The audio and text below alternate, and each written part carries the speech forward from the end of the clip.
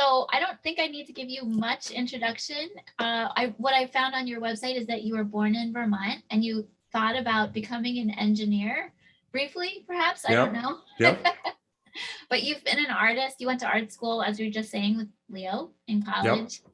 And when was your first graphic novel published?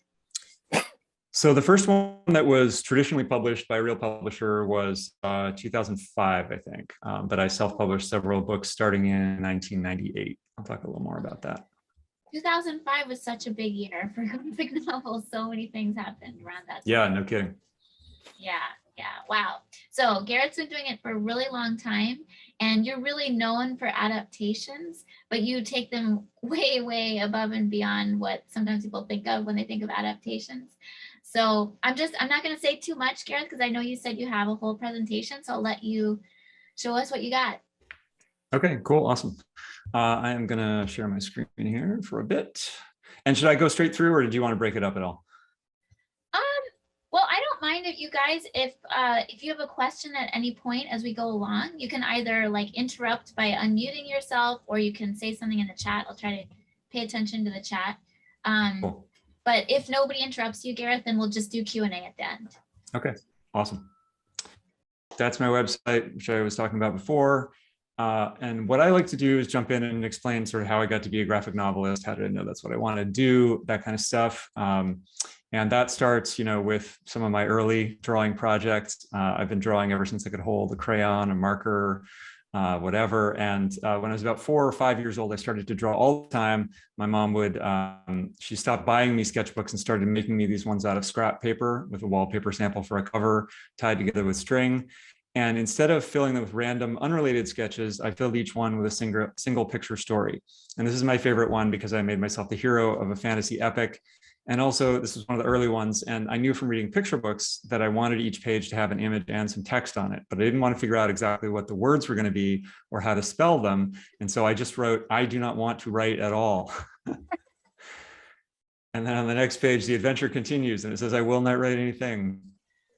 And it goes on like that for about 25 pages. So, in a way, you could draw a straight line from that to what I'm doing now, right? I really was interested in the drawing and the visual storytelling and not so much in the writing necessarily. But of course, there were many twists and turns along the way as well. In middle school was when I started to draw actual comics with panels and speech balloons and sound effects and so on. And then I did a strip that ran every week in my high school newspaper for 2 years. So that was my first experience with long form storytelling, with being published, with getting feedback, having deadlines, all that good stuff. I got to experience that a little bit in high school. Also here, you can see I was doing editorial illustration for the school newspaper, and I really enjoyed that. And I knew like the golden age illustrators, a lot of them were primarily editorial. And so when I went off to art school, I was initially thinking I'd become an editorial illustrator. This is one of my magazine illustrations for a class. The title of this was Sex and Smell. And also book covers I knew were an outlet for illustration, and I liked to read. So I did a lot of, for a lot of my portfolio classes, I would do book cover paintings like this one for Dune, which I don't have to explain to students anymore. I used to have to explain what this was. Now they all know, like, oh yeah, that movie. But I kept coming back to comics, and in my senior year, I picked a thesis project to work on that became my first graphic novel. And it was a comic adaptation of this Brothers Grimm fairy tale called Bearskin. And I actually sort of chose this because I wanted to be able to focus on the illustration. I didn't want to spend the entire semester writing. And this story is only about 2 pages long in its original form. So I thought, maybe 20 or 30 pages in comics. And then by sort of like really letting the pictures tell a lot of the story and having long wordless sequences, this ended up ballooning into an 80-page graphic novel. So that was my first book. And I took this around to some publishers. I didn't get that much interest, but I learned about self-publishing. And then I learned about the Xeric grant, which back in the day was like the one grant you could apply for that was started by one of the guys from Teenage Mutant Ninja Turtles. And I got that. So I joined this sort of little niche who's who of like people who got started with the Xeric grant. And the cool thing about starting out self-publishing is you learn about all the different parts of the process. So, how a book gets made, how it gets into stores, all that kind of stuff. And I took that knowledge and I decided to do a more ambitious book. And I liked the idea of continuing to adapt. And I wanted something that connected classic literature to the modern superhero genre, which is why I chose Beowulf, because I think of him as one of our early superheroes. And I wanted to treat this kind of like a superhero comic, but also in a much more serious way in terms of the way I was presenting the art. And I did it as a 3-issue miniseries that I self-published. And then each issue was based on one of the monsters that Beowulf fights. He fights this monster Grendel, and then Grendel's mother, and then the fire-breathing dragon. And I actually, you can see I'm experimenting with materials with every book, and in this case with every issue. And I'm always just wanting to try different things, different effects, different emotional effects that I can get with different materials. So I gathered these 3 issues together in a single graphic novel. I started to sell this. I started to go to, or I tried going to an English teachers convention. And suddenly it was night and day from when I had been going to comics conventions, where people were like, oh, that's pretty interesting. That's kind of cool. At the English teacher shows, they were just like, oh my God, I need this. This was a tool that they were so excited to have for introducing kids to the classics. And so that really started to take off. And that was also how I came to the attention of Candlewick Press, who reissued this and has done all my classic adaptations going forward. That is their cover. So then I'm going to just kind of fly through the next few. I decided to try some Shakespeare. I did King Lear. I was just picking my favorites. These are probably not the most strategic choices. I did The Merchant of Venice. Again, each time there's like a different look, sort of a different visual experiment that I'm trying. And then I felt like, okay, I had a couple of books under my belt. I was ready to try the Odyssey, which was my favorite of the classics growing up. And I kind of had this sense that the Odyssey would maybe like be really successful, like maybe my most successful book. And that turned out to be true. So all the work that I put into this was like a 2-year project, telling the story of the travels of Odysseus. That all, really has paid off with this book being my most successful one.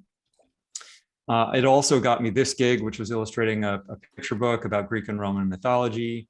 That was kind of fun. And then I went back to Shakespeare. I did Romeo and Juliet, which is maybe the one I should have started with, his most popular book. And then Macbeth, his darkest, creepiest play. And then based on my publisher, this is the one time really that my publisher has asked me for something specific. And it wasn't that specific, but they said, oh, we really like this dark, creepy stuff. Like, can you do a horror book? And I was like, sure, I can do Edgar Allan Poe. So I did a collection of Poe stories and poems. And I also got hired to illustrate a nonfiction book about one of Japan's most famous samurai. This one's not a graphic novel, just a series of brush and ink illustrations. And that came out of a conversation with the editor, because we found out that we were both really interested in Japanese martial arts and Japanese history. And there's a theme that I'll probably hit again. It's just like these random connections. It's, as they always say, it's not what you know, it's who you know.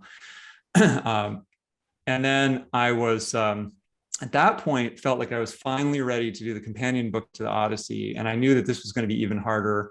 It's so much more complicated, but it also has been pretty successful. So those are the 2 books I'm probably best known for, the Odyssey and the Iliad. And then the other thing I just want to talk about briefly is this other job that I had. When I was getting started and I was self-publishing, I knew that I was going to need some other form of income, because self-publishing is mostly money out, maybe a little bit in. And I ended up stumbling into a job working in video games. And it may be that some people here are interested in that job, or maybe I've even worked in that industry. I worked in the game industry for over 10 years.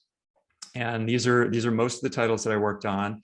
I was doing things like character design, designing costumes and weapons and settings, filling up sketchbooks with these little sketches, and then some more finished illustrations that would show what a moment of the gameplay might look like. Production art would include things like character portraits, 2-dimensional backgrounds, which would be painted usually in Photoshop. 3-dimensional characters, which would be created using something like 3D Studio Max or Maya. And you can see here the white lines show you the polygons that this character is made up. And then this is the texture map that gets wrapped around those polygons. So for those who don't know, basically everything in video games is made out of polygons, and it's all just mathematical abstraction, and you wrap these texture maps around it to make it seem like it's solid and real. Nowadays, you can kind of sculpt these models in a more intuitive way using something like Mudbox or ZBrush. I never really got to do that much for professional game projects, but I did use those tools a little bit sometimes to sculpt heads of my characters. So this is a head that I sculpted for Romeo for reference. And then I also did some rigging, which is basically the process of attaching an animating skeleton to the model that you want to then play those animations. And then you drop them into a 3D world made out of polygons with texture maps over it, add some physics so that they bounce off of things, have them play those animations as they run around. And you basically create this illusion of a physical three-dimensional space, even though it's all just, these mathematical abstractions. This, incidentally, is a shot from a game that I worked on for over 2 years called The Lost, which I was really excited about. It was based on Dante's Inferno, and I did all these cool character designs for it. And then that game got axed, it got canceled. And so that was one of the reasons I knew I wanted to eventually get out of the game industry, was because a lot of my work got thrown away in one way or another, not always as radically as this, but so when I was working at a studio that was doing the handheld games for the Pixar movies, and I was building 3D environments. Like this was for the Pixar's Ratatouille for the Nintendo DS, the rooftops of Paris. Here, during that time was when I started to have some success with Beowulf, and I got this 2-book contract with Candlewick Press. And at that point, I had to make a decision, and I had the opportunity to go and do books full time. Which is always hard for kids that I talk to understand, but you guys probably all are in the same boat, where it was like books were really my first love and what I wanted to do. And then the way that Graceling came about is, again, it was a matter of knowing people. I met the author Kristin Cashore at a conference years and years ago when we were both sort of just getting started. And we really liked each other. We really liked each other's books. This book was very, very popular, young adult fantasy novel, came out about 12 years ago. And she's done a lot of great books since, but none of them were as action oriented as this book.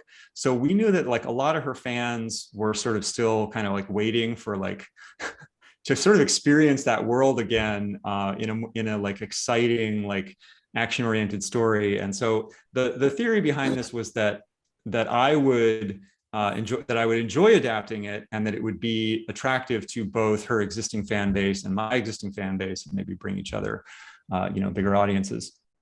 It was also very popular overseas, and so far it hasn't been optioned for foreign rights, but that is also has some potential. So let's see. For those who don't know, I'll just show you the first couple of pages of Graceling and tell you the setup. It's about this sort of fantasy world where there's no magic, but some characters have sort of special powers, and you sort of know somebody as a Graceling, which is what they call those people, if they have 2 different color eyes.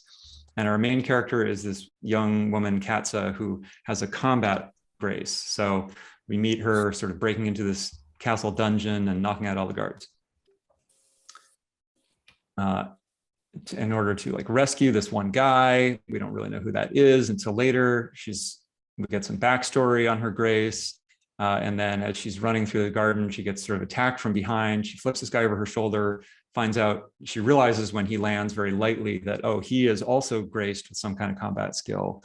And then that is the beginning of this sort of interesting adversarial relationship that later turns romantic. Slight spoiler there.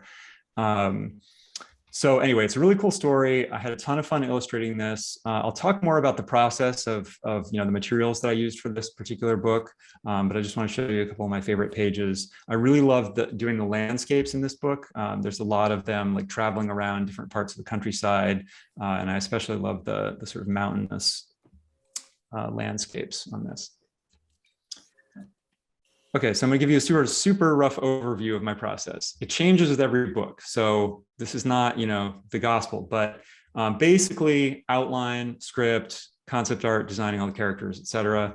Thumbnails or rough layout or sketch dummy, whatever you want to call it. Basically the entire book in rough sketches with text. That's the stage where hopefully you do most of the editing, get feedback from the editor and other early readers before you do the line art, coloring, the sound effects, the speech balloons, all that stuff. that goes on top. And normally I'm working from these existing ancient texts, and often they're not even in English or modern English. So I'll read a whole bunch of different translations, and then I'll kind of rewrite it in my own words. I create an outline, which is really just a way of thinking about the overall structure of the story and what's going to sort of take up the most pages, or where can I cut more material. I find that I have to cut out quite a bit of material to get these things down to the length for a graphic novel, even though my adaptations are longer than, you know, a lot of the ones that were coming out. You know, when I started this, there was just Classics Illustrated and a few other random examples, and they were all really short. So part of my thing was to give these more breathing room, but I still had to cut out a lot of material. And at the same time, I'm starting to sketch the characters and think about the historical period, do research into that historical period, you know, think about, you know, what would like authentic Viking weapons and armor look like on my characters, creating a script. And nowadays I like to use Microsoft Words. You know, you can sort of like style the chapter names so that you can collapse it to an outline. So my outline and my script are now one document. And you can see that, I just want to point out, I don't know if you can read these, but there's numbers next to each chapter, and those are word counts, because I'm trying to keep track of where I'm using the most words, and also then think about which ones I need to shorten. So the ones that have highlights or that are already crossed out are things that I think that I need to cut down more. And in fact, the first draft of this was way, way too long. I showed it to Kristin, and she really liked it. And she said things like, this was my chapter summary. And she was like, I adore these summaries. They keep cracking me up. She was really fun to work with, and she was really appreciating what I was doing. But this was the target length was 50 pages, and this was page 133 on that draft. So I knew I needed to cut this down a lot more. Also, this was 36,000 words compared to my Iliad script was 30,000 words. So I had kind of walked into this project a little bit overconfident about how much I was going to be able to cut down this novel, because the story seemed pretty straightforward to me. But then the modern novel is just more intricately constructed, I think, than the epic poem, if you will. And so yeah, I had to cut out still a lot more from this script, but I started to basically do that when I got into the drawings. So here are some of the early sketches, thinking about the characters, thinking about sort of historical influences. It's not Earth, it's not a particular historical period in this case, but just taking inspiration from different times and cultures, starting to hone in on some of the characters, how I wanted them to look, starting to hone in on the style and the materials that I wanted to use. So this was like 2 different color samples for this one character sketch. Starting to sort of group them together and show them to other people, getting feedback, drawing additional facial angles for the ones that I liked, drawing a sort of a model sheet, which became the sort of official reference for the costumes, both for me as I was drawing them, and also for this book, for the first time, really, I hired a coloring assistant. So I had a flatter named Frank Reynoso, who was doing all the flat colors. And this was his reference to color the characters consistently throughout the book. And then we have some more of my little concepts in watercolor.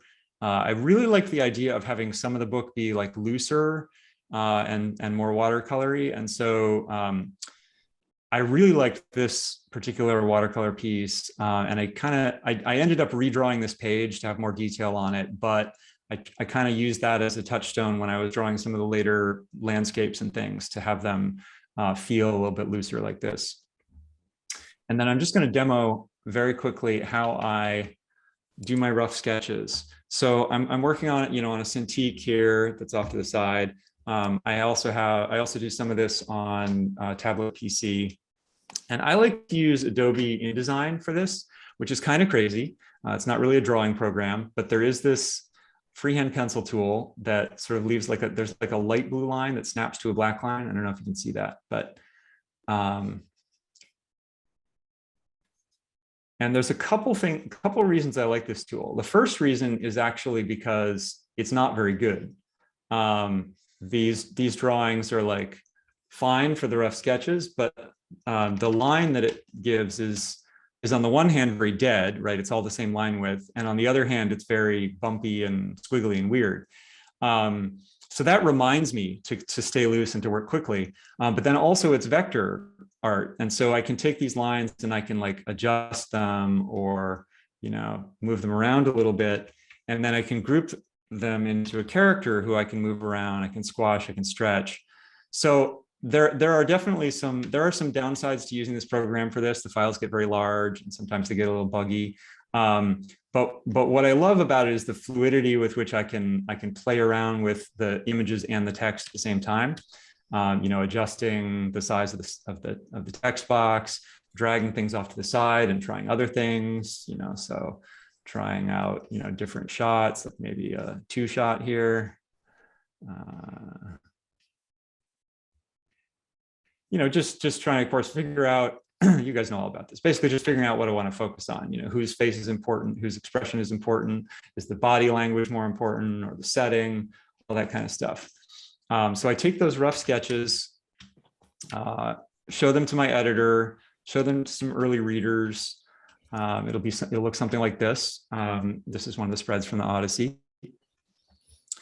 And then I like to use some traditional materials for the finish. I don't like it to be all digital, partly just because the look, and also because I don't want to be drawing with plastic on plastic or plastic on glass 8 hours a day, all year long. So for the Odyssey, I did pencil and watercolor for the finished art.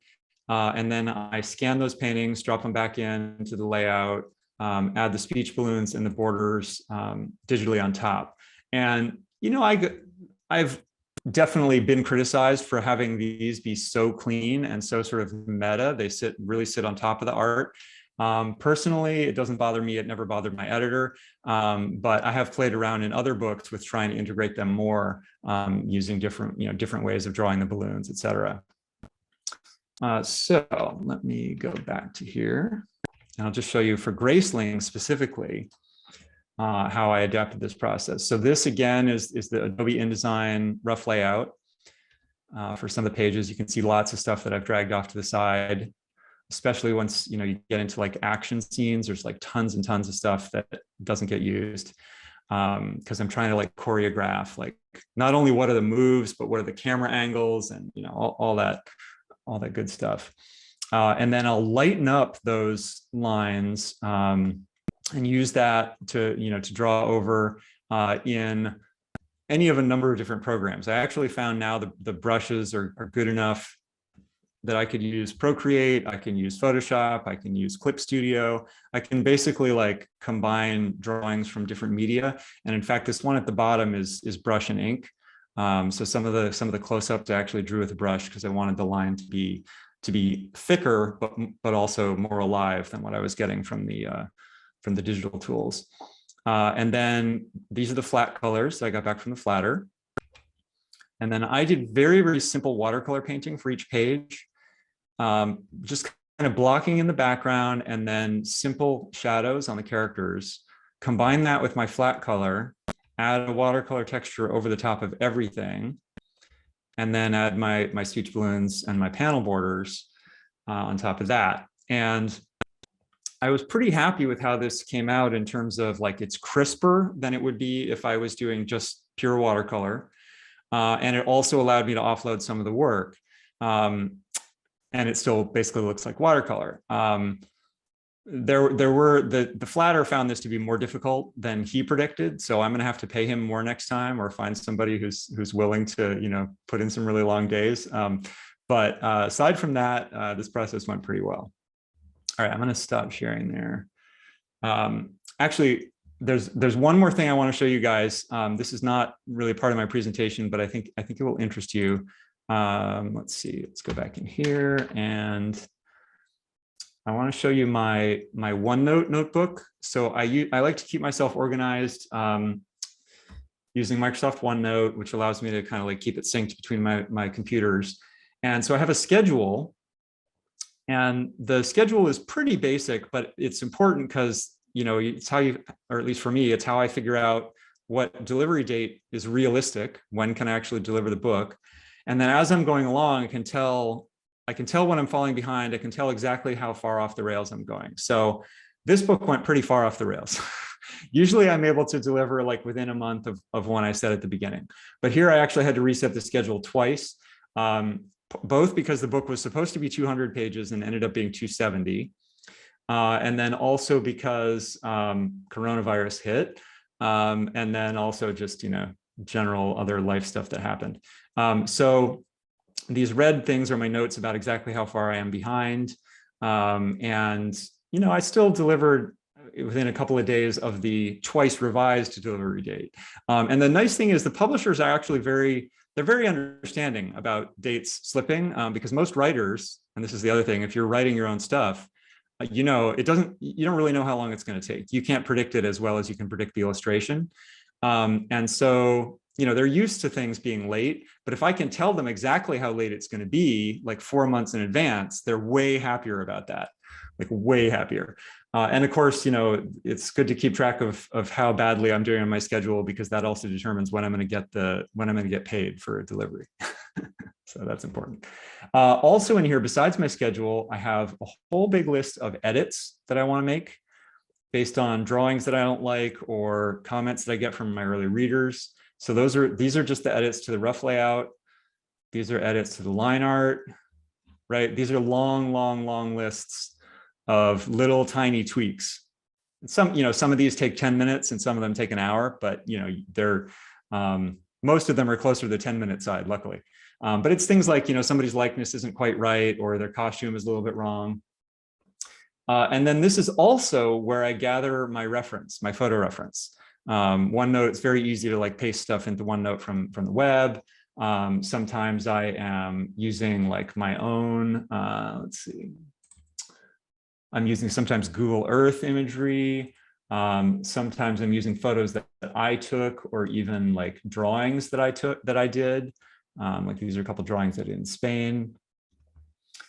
Sometimes I am, like looking at different costumes, but then I'll usually actually get something. Like I bought a shirt to wear for reference for myself. And I also had a friend who was my reference for extreme facial angles for Katsa. She doesn't look exactly like Katsa, but she was close enough that it was really useful to be able to, look at her facial proportions, like when she's looking, straight up or looking really far down or off to the side. So that was super helpful. Let's see, looking at, historical costumes from different periods, looking at like archery poses, all this kind of stuff. I will sort of like fill up this notebook with things that like different haircuts for Katsa, different styles of armor, all this kind of stuff. All can keep it all in one place, nicely organized. Okay, I had to unmute myself. That was so interesting. I hope I have some questions here. Who wants to raise your hand or post a question in the chat?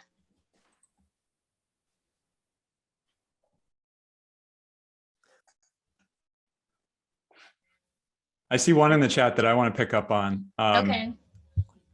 Yeah, JL Bell. I remember hearing Gareth speak years ago about creating part of Beowulf on actual wood. So it's fascinating to see him talk about using digital tools, exploiting both the strengths and weaknesses of those tools for his purposes. Yeah, that is the really key thing, is that each has its own strengths and weaknesses.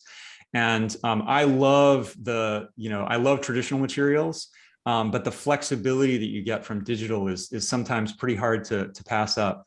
And so, yeah, like Beowulf was all done completely traditional. The thumbnails for that are just little messy sketches. But then if I showed those to somebody else, nobody else could interpret them, right? They were really just for me. And then I would draw it bigger, and the whole middle section of Beowulf I painted on wood, which was actually really, really fun. And I would like, the biggest drawback to that was that I ended up with this giant stack of boards, that I was like, okay, I can't do a 200-page book like that, or I'll fill up my entire studio. But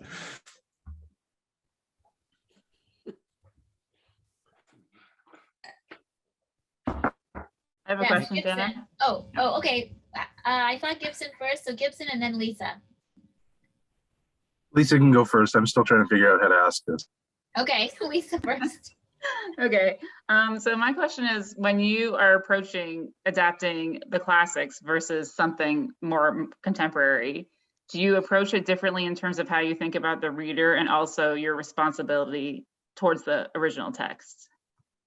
Yeah, I mean, it's pretty similar, but there are definitely differences. So for one thing, I know that my text adaptation, I want it to be respectful in both cases, but in the case of the classic, nobody's, the author's not going to call me on it. Teachers might call me on it. So sometimes like I'll take out a scene and somebody will be like, oh my God, you took out that scene. I love teaching that scene. And my answer is always, like, I'm really sorry, but also you can still teach that scene. Like, the fact that it's not in the graphic novel is kind of interesting for discussion. With a contemporary book, there's really a back and forth with the author. And so on the one hand, I wanted to be extra respectful of her characters and the voice and not sort of going too far from her vision, but also I knew that she would pull me back in if I did. Like if I wrote something for Katsa that wasn't right, she would correct it. So it was nice. And I will say that it really, part of the genesis of the book was our mutual admiration, respect, and trust. And so we were very, we were like, we trusted each other not to step on each other's toes. And that actually ended up working out really, really well. I don't know if it would always be like that. So. All right, Gibson. Sorry. Let me add one more thing. And then in terms of the reader, with my classics, initially, I was just thinking of myself. I was basically doing the book for myself. But then I started thinking in terms of students and teachers.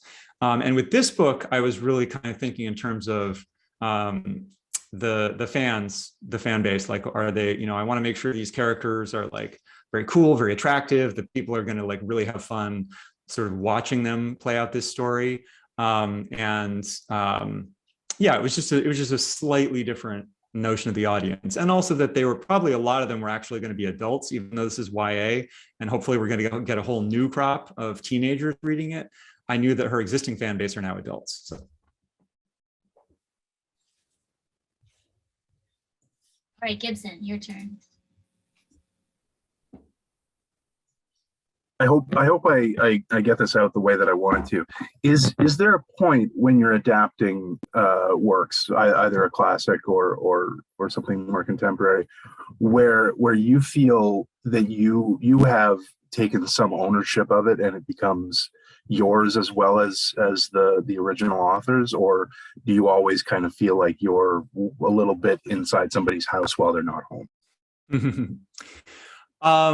I mean, yes and yes. I am always sort of here. So when I was doing the Iliad, I had at one point a chance to have a conversation with a guy who's a Homeric scholar, and I was like, "Hey, what do you think about some of these things that I'm doing with this story?" And he was like, "Well, you're part of the Homeric tradition. Like you're one of these bards retelling the Iliad, basically." And so on the one hand, that gives me a lot of permission. Like I can do that. I can do whatever I want with it in theory, but also I am part of that tradition. I don't want to be like disrespectful of that or be turning it into something that it's not, is the way I usually think of it. And of course, that Hollywoodizing it is another way to say that, because Hollywood is so often guilty of turning things into what they're not. But is there, like, how often do you find things that for your interpretation you have to go against the original a little bit, and like how much struggle do you have? Did you say, screw it, it's mine now? Yeah, I mean, there always are things like that. Well, sometimes you have to kind of like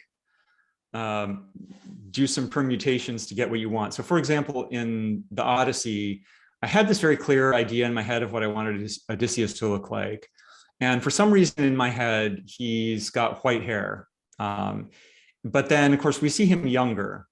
And so I'm like, well, then is his hair black and it gradually sort of turns white?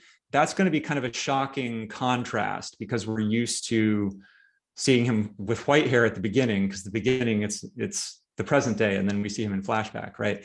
And so I ended up giving him this sort of sandy brown hair so that it wouldn't be a super shocking change. But then also I had to sort of figure out, well, like, when does his hair turn white? And I ended up deciding that actually there was a point in the story where I could actually legitimately have his hair turn white, which is when he comes back from the land of the dead. Now his hair is white.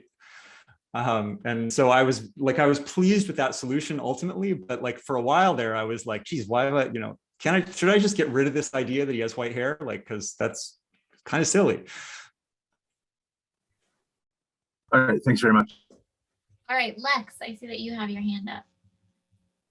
Yes, Gareth, this is a great presentation. So much good process stuff. I had a question regarding going back to the discussion about the epics, and in your work with, epic poetry is like one of the earliest forms of entertainment, and in my experience, it always seems very visual, like those images just sort of crystalline in your head as you're reading it. And so you're taking those and you're adapting them into a hyper new context of graphic novels. And I just wanted to know if, in your experience, if you found those connected, and the way that perhaps you took some of that language and turned it into imagery, and what their process for that was like. Yeah, I mean, it's a little bit different depending on what you're talking about. So like with Beowulf, I found that, there's all this amazing imagery that I could just basically take out all those words and show you pictures instead. And there's also a lot of repetitions. So there's a lot of stuff I could cut out just because it was repeated. And the text in Beowulf, I treated it kind of as these large chunks. Like I present the text in boxes rather than in speech balloons, because it's like very declamatory and very, oratorial, and also a lot, and there's a lot of like narration at the beginning about, where did Beowulf come from and all this stuff. And so so then when I started working with Shakespeare, it was kind of like it was like a shock, because I was like, oh wait, that is not going to work here. I needed to be able to break it up into smaller chunks and put it in speech balloons, and of course, it's all dialogue driven. Shakespeare is, and in fact, when there is a stage direction, it just says like they fight, and suddenly that's 3 or 4 pages I have to allocate to that one line of text.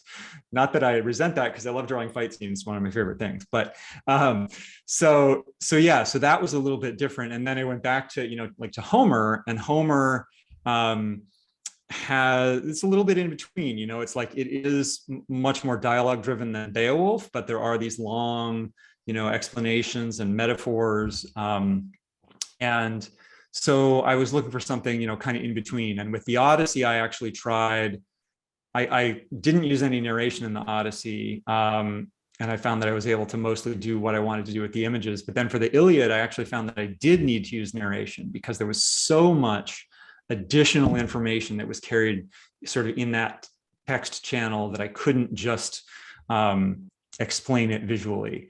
And so there's, and like those wonderful metaphors, I also wanted to keep some of those in, because it's like, again, talking to some of these Homeric scholars, and they're like, oh, well, one of the, interesting things about the Iliad is like, they were trying to explain what war was like to some people who'd never gone off to war. So they use all these farming metaphors.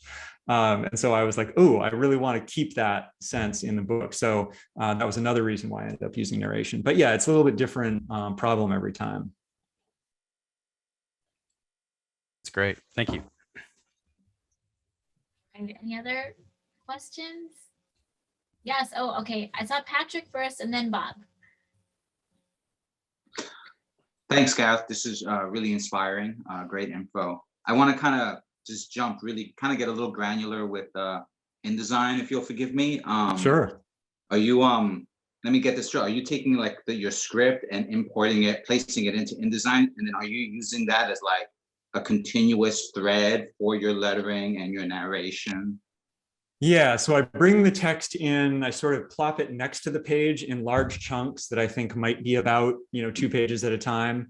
And then I grab pieces of it and copy and paste them onto the page in sort of random locations, but knowing, oh, maybe there's going to be like 5 or 6 chunks of text per page, something like that. And then once I start drawing, then I'm moving that text around and deciding, things that I can take out or things I might want to break up. But that's the initial stage. And then so you're taking like those the breakdowns that you've drawn in vector, you're exporting them maybe into a PDF, doing the art, and then dropping that back into their own frames, or? Something Yeah, like- the exact way that I bring the sketch out of the computer is a little different every time, and it's something I'm constantly fiddling with because it's tricky. Typically, like what I did with Graceling is I printed those rough layouts out on the back of watercolor paper, and then I threw it on a light table. So I could turn on the light table and I could see this, and of course I flipped them. I printed them out reversed. And so then I could draw over that and I could watercolor over that. Sometimes sometimes I'll do like the really old fashioned thing where I print it out, I put like carbon paper under it and like transfer it to the paper. Sometimes I will do the drawing digitally, print it out on the front of the watercolor paper and just paint right over it. Now the trick there is that you have inkjet printers are either dye based, which means the ink will run when you paint over it, or they're pigment based, which won't run, but will slightly repel the watercolor. So I found that like for Romeo and Juliet, I did all that way. And I found that what I needed to do is kind of scrub the page a little bit with a sponge first before I painted on it. But yeah, there's like a million ways to tackle that problem, which are various levels of satisfying or difficult. Great. And last thing, like, what was your first like, in my experience, not a lot of people just go to InDesign for experimenting. So like, what was that first project that made you say, oh, I'll use this way? It was, so I sort of had a transitional project, which was Merchant of Venice, where I had started drawing little thumbnails on paper. And then I was working with an editor at that point, and they were like, I need to be able to read the text. I need the sketches to be a little cleaner. And so I started redrawing those sketches in Photoshop and then putting the text over them in InDesign. And then it was kind of like, well, I wonder if I could just draw this with this freehand pencil tool. And then I was like, oh, this is magic. Great. And I will just say, since we're talking, since we're down in the nuts and bolts, I mentioned that the files get very large. And so I will break the book up into like maybe 5 sections, because I find that it will, it'll get up to maybe like 300 or 400 megabytes, and then the computer will start choking on it. And at one point, the Odyssey got so bad that like I had to basically literally export everything as JPEGs and bring it back into a new document, which is not what I wanted to do, and I never want to do that. So I keep it in sections. And then I created a new document where I bring in all the text, and then I place all the finished art into that document. Okay, so that was my last question: is the same InDesign document that you're starting with the same one that you're like exporting as a final PDF for publication, or is there? So yes and no, right? Like I will have to do that process where I'll strip out the vector art and replace it with the finished art, but it is the same document in the sense that, yeah, I have all the text, laid out exactly where I want, and that file goes to the publisher, and then they do the part where they, there's a whole thing where it has to be repaginated in order to show up correctly on the printing sheets, and that's something the publisher handles. Yeah. Thank you. I'm done. Oh, Cool. I love that in the weeds question. That was great. All right, Bob. I don't have any in the weeds questions, but thank you for that beautiful presentation, Gareth. That was wonderful. That You're was, welcome. I just love the behind the scenes, seeing somebody's process. It's such a gift. So thank you. You're welcome. One question, I have 2 questions, but one is just really stupid. I think we met a long time ago have you ever been in Boston at Yes. Fable Vision during a Christmas party? Yes. And you showed me your book, and I'm like, who is this guy? You like opened it up and showed me the illustrations. I was like, Ralph Cramden, like Hamana Hamana, it's like looking at these things. And I'm pretty sure that was you. Yeah. So you were at a Christmas party in like 90X. 90 something, yes. With that gigantic book. And it was the Odyssey. So it had to be you. So anyway, thank you. So Yeah. we met. Yeah, awesome. Yeah, Fable Vision was a super cool place. I actually met those guys through my wife, Yeah. and that's the other thing I'll say is that it does help to have a spouse who's also in the business. And a few of those, like that Gifts from the Gods project, sort of came out of a connection that was through my wife, because she's a buyer, and so she knows a lot of the people in the industry as well, including Peter and Paul Reynolds, who are the Fablevision guys. Yeah, so Mhm. there it is. Yeah, so there's my answer. Thank Oh, you. that was And your the whole second question question, is, though?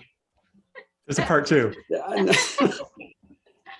it was a total fan question. I met you. But the other question was, that presentation just made me think, and it's always in the back of my mind, and I always think of production, but you're doing all these classics, but you've totally got the chops to do production design for a movie or a series. Have you ever wanted to do a script or think in that way, where you can bring to life visually a script that somebody brings you? Did you ever think of that? That's all I was curious about. Yeah. Because the presentation, just the way you organized everything, put the characters together and the story, it just looked like a fit for that. So.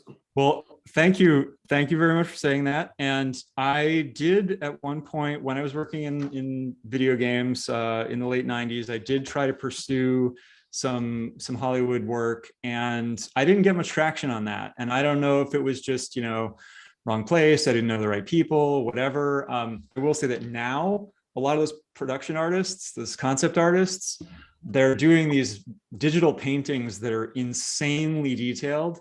And I'm actually not sure I could compete with that, but in terms of like storyboarding or something like that, that's still something I would be interested in doing. But my one time that I tried to get into it didn't really happen. So I was just like, okay, books is where I live. Gareth, could you say anything about what you're working on now? Do you already have your next project? So I'm in a weird place right now, actually. I'm trying to, so the book that I'm getting the most requests for is the Iliad. And I don't know how marketable that is, but like, I'm probably going to do the Iliad at some point. But I didn't want to jump right into it because I had just done 270-page books. And so I gave myself most of the year off, and I was trying to work on some picture book projects and some shorter stuff. And none of that stuff has clicked in yet as far as being under contract. So I basically am right now at the point where I have to kind of like fish or cut bait. I need to either like go ahead and sign up another big graphic novel, which is probably the Iliad, or just say, hey, you know what, I'm going to keep pushing on some of these shorter things until they happen for another couple of months or whatever. Luckily, I mean, the blessing is that my books have stayed in print, and some of them have done well enough that that I don't have to like immediately run out and sign the next contract. And that's an amazing place to be.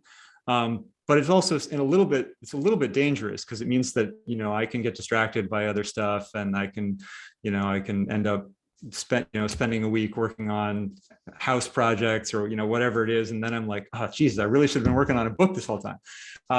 So there's a little bit less like fire under my butt right now. So that's the trade-off, but yeah, soon.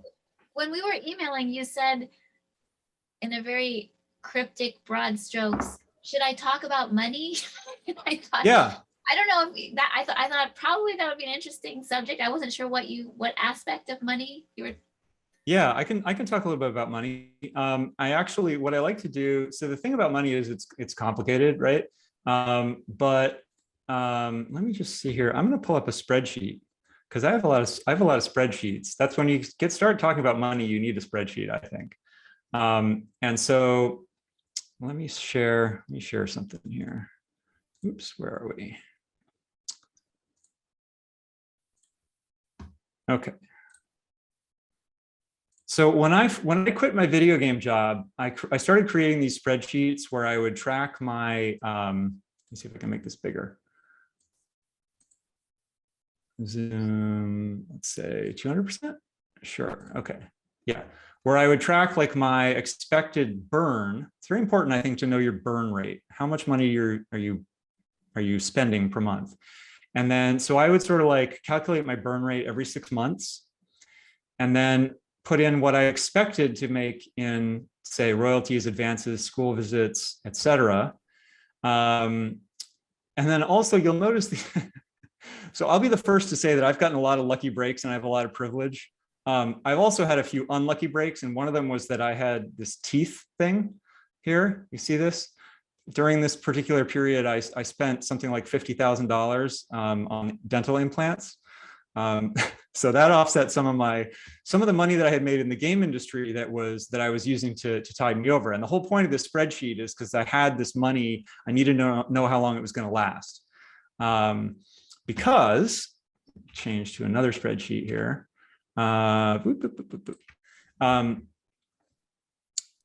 Because I had this sort of income growth in the game industry that did this, right? This first peak is the peak of what I was making in the game industry. And then when I quit to do books, it did this, right? I had to build it back up again. So that during that period, I had to sort of like have an idea of how far my money was going to go at my burn rate. I need to, be able to calculate that. And then this is like my income growth over time. And this is, I believe this is actually, oh yeah, so green is me plus my wife. Blue is me, purple is my wife. And then I also have pie charts because there's lots of different sources of income, right? And so, for example, blue is royalties. And I'm very fortunate that slice of the pie is so big. I think that's not true for a lot of authors. I think they're maybe making a lot more in, say, school visits, which is orange. That for me is relatively small, especially the last couple of years. Purple is ebook sales, which is another lucky break that I got, that I own my own e-rights for most of my books. Original art sales is green. Let's see, what do we got? Painting. I used to teach painting workshops. That was like the sort of pale blue. And then there's permissions, which is when something gets excerpted in another book. Another thing that I'm lucky enough is that my Beowulf and my Odyssey are actually excerpted in a couple of textbooks. So that's where that money comes from. Yeah, and by the way, the size of these pies is just sort of a very approximate indication of how much I made that year. But over here is a more like numbers-based how much each of those things were. And I actually had a really good year last year. My royalties were very, very high despite the pandemic, or maybe because of the pandemic, I don't know. Even though my school visit income was down, the royalties more than made up for that. So that's part of why, again, I don't have that big fire under my butt right now.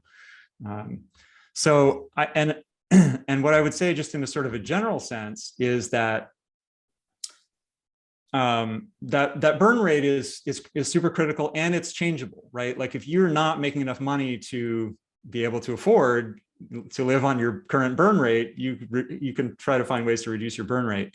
And the other thing is that it's not under, the whole money thing is like, I do all that spreadsheet stuff because I have so little control.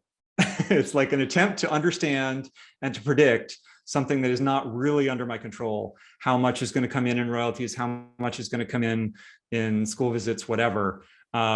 So, it's accepting a level of that any success of your books is always going to be only you can control the quality, and that's all you can control. Once it's out in the world, it's like, see what happens. I think everybody's stunned into silence. I have a question. Samantha, you haven't asked a question yet. Go ahead. I was wondering if you noticed anything in particular as far as marketing, and maybe it didn't feel like marketing at the time, but for example, I noticed when you talked about the first time you noticed that English teachers were really interested in Beowulf, and then I noticed that a lot of your projects after that continued along the kind of projects that English teachers would like. Do you have a specific audience, or do you know? Yeah. So when I realized that teachers wanted this, that they wanted these graphic novels as tools for the classroom, that I continued doing that both because it felt good and because I liked doing it, and because I knew there was a market for it, and that was important. I didn't necessarily pick the right projects. Like King Lear and the Merchant of Venice did not do well at all. and indeed my Shakespeare books in general have sort of underperformed what I thought that they would do. So again, you never really know. But yeah, so there's like picking what you're doing, and then there's social media, which you decide how much time and you see how good you are at it. The answer for me is not very good, so I don't spend that much time at it. But I do put, I keep it active. I do enough to sort of have there be a reason for people to look at it, even though I don't have a ton of followers. And then there's things like hiring publicists. I hired a freelance publicist for the Iliad. That was the only time I did that. It was a big financial investment, but I think it paid off. I think I got a ton of press for that book. And when I was self-publishing, I would actually buy ads. And so again, it was very important to know who my customer was. So I would get more traction from an ad in something like the English Journal than I would get from just taking out an ad in a comic book magazine or Diamond's catalog or something like that.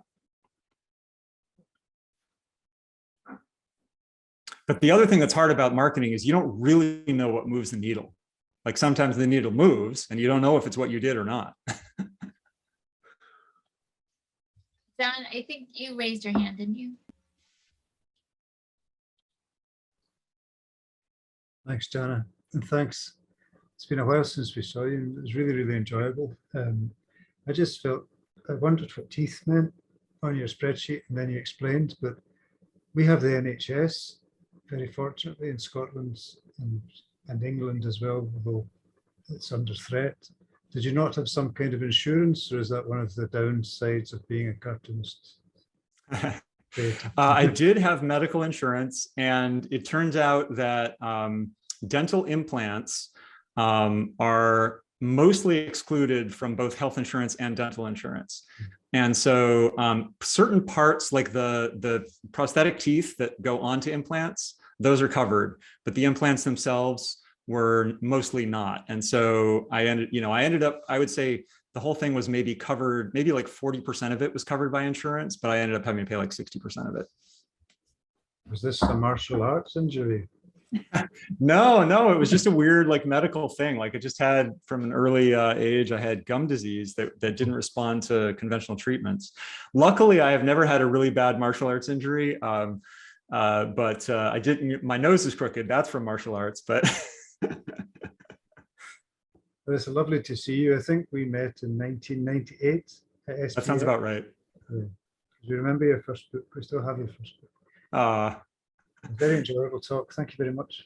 Thank you. There's one question in the chat from J.L. Bell who asked, did this financial approach come from having worked in the gaming industry, or did it come naturally to you?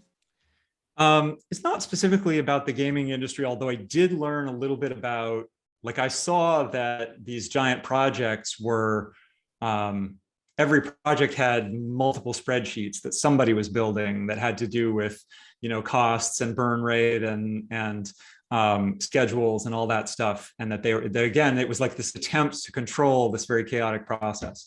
But also I would just say that I'm actually pretty left-brained for an artist.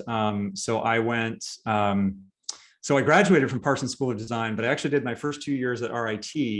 And I went to RIT because I was like, I think I want to study art, but also I'm kind of interested in engineering. And if the art thing seems like it's not working out, or maybe like if I'm not good enough, or maybe I'm so good that I don't need the classes, then I might switch into an engineering program.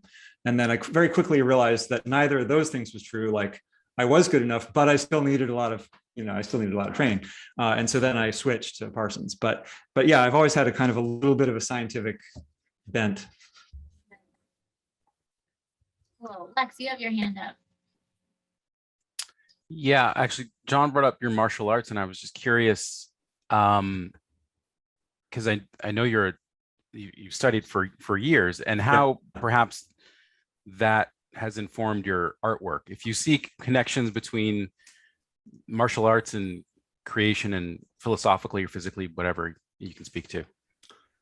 Well, yeah, I mean, I think there's a bunch of things. So one thing is that, it was a good like stress reliever. It kept me fit. It kept me leaving the office when I was in the game industry. So many of you probably have day jobs, and one of my I always think that these days, they will just want to keep you at the office as long as you'll stay there. And so it's really good to have a thing that you're like, I have to leave on Tuesdays and Thursdays at 5:30 to get to my martial arts class. It's really good for that.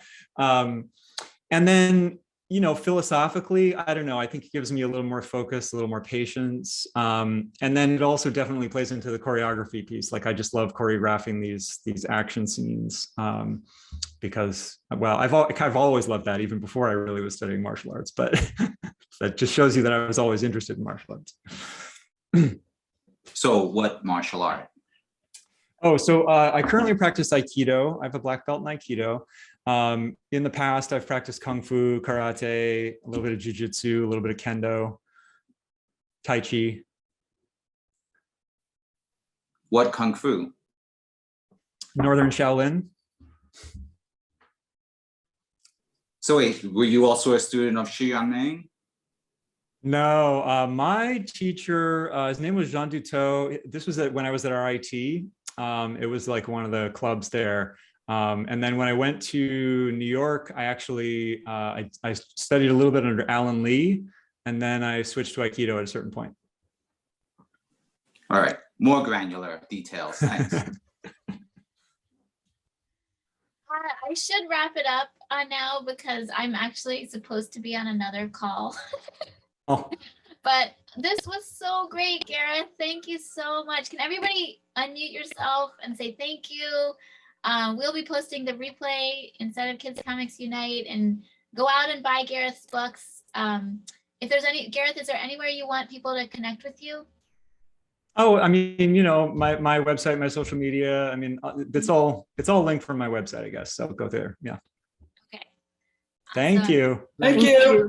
Thanks, Gareth. Thanks, Gareth. It was nice to meet you. Thank you. Thank you.